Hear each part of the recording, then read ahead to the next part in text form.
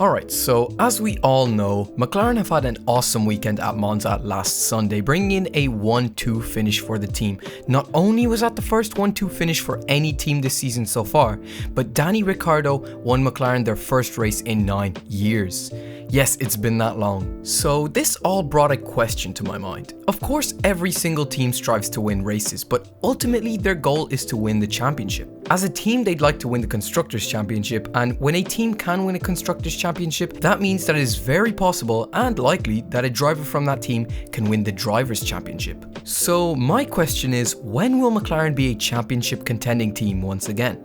Of course, it's not a simple answer. I don't think we'll all wake up next week and find McLaren absolutely dominating the rest of the season, but I also don't think the day they do become championship contenders again is very far. One thing I do have to bring up is the fact that next season, there will be some hefty regulation changes. All teams are currently working to make a beastly car for next season, and that also includes McLaren. Daniel Ricciardo predicts to be competing for the driver's title by 2024, so if that were to happen, McLaren would deliver a championship contending car in 3 years. Honestly, to me that sounds perfectly possible. In fact, I think they could do it in even less. So we all know that power unit development has been frozen for next year, so the top 2 engines will be the Mercedes power unit and the will be rebranded Honda power unit. This instantly gives teams with these power units an edge for next year. But engines completely aside, there is a thought out there that these lower budget teams such as McLaren, or at least they used to be a lower budget team, learn to use development money more wisely. I honestly believe this idea. From a logical standpoint, it makes complete sense. Teams with less money than say Red Bull and Mercedes have had experience building cars with way less coinage. And since the budget cap stays for next year, I think teams such as McLaren and Williams will take a step upward in car performance for the next season. I'm not saying that McLaren are going to be a championship winning team next year, but I'm also not saying that they won't. Obviously, it's a bit of a stretch considering the unpredictability when entering a new era of F1, but I do think it's entirely possible. So I personally think that car-wise McLaren will have a pretty great machine next year. Could be title worthy, might not, but I think that by 2023 it will definitely be at that stage. And if worst comes to worst, 2024. Now with the car down, obviously they're set for a title soon enough, right? Well, I do hope so, but we're forgetting the drivers. Looking at next year, on paper I personally think McLaren have one of the strongest driver pairings on the grid. Lando Norris is showing his true potential at McLaren with 5 podiums to his name, with 4 of those being just this year. He's been super consistent all year, being the only driver to score consecutive points all the way up to Belgium.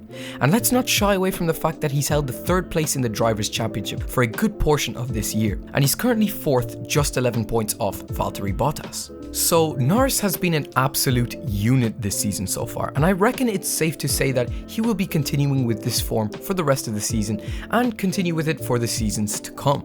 On the other hand, we have Daniel Ricciardo. He's clearly had a rough year adapting to that McLaren up until last Sunday where he won the Italian Grand Prix. I think he's finally getting to grips with that McLaren based on what we have seen in Italy. He drove a flawless race last Sunday, and I think that even if Hamilton and Verstappen didn't crash, Daniel would still have bagged that P1. Rough start to the year aside, last week Daniel reminded fans about something they clearly forgot. He's a proven race winner and a world-class driver, easily one of the best on the grid. And in my opinion, the greatest victim of Mercedes domination, but I honestly believe that once he fully gets to grip with that McLaren, the Norris-Ricciardo duo will prove race-wise to be absolutely substantial. Both Norris and Ricciardo have long-term deals with McLaren, so in that aspect, I think that the team have it absolutely locked up. So overall, I think that if McLaren continue the way they've been headed, by 2023 I predict that they will be fighting for the championship as a team.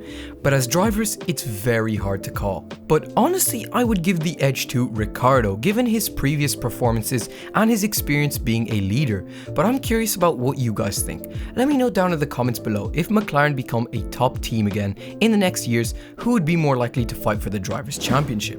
Like I said, my money's on Ricciardo, at least in the earlier stages. So yeah, that's the video. I think McLaren will become a title winning team in the next few years for sure. I hope you enjoyed this video. If you did, please consider subscribing to the channel. These are the kind of videos you can expect, and a like or subscription would be very much appreciated.